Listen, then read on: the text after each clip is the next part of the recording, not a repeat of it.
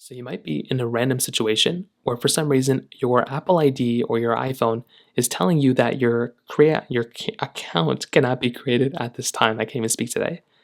Now, this can happen for a couple of different reasons.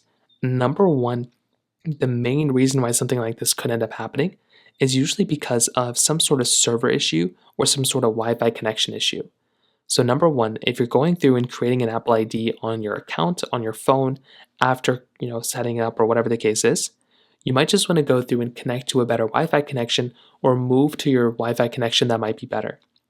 This is probably one of the easiest ways to go ahead and fix this problem and fix this issue.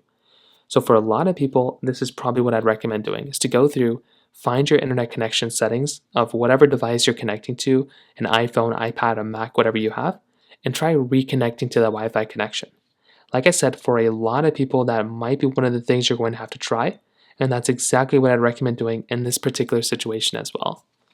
Now, if that's not working, another thing you might want to try doing is to go through and you might want to essentially see if you can check the server status of Apple servers.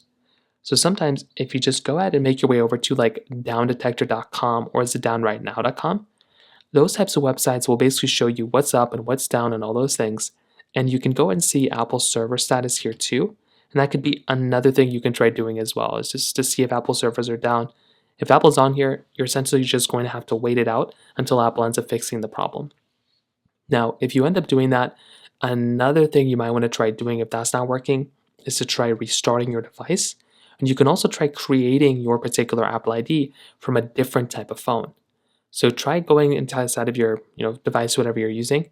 Try seeing if you can create an Apple ID from a different type of device. That's exactly what I'd recommend doing here too. So in terms of that kind of covers it up there. If you have any other thoughts or questions, please let me know in the comment section below.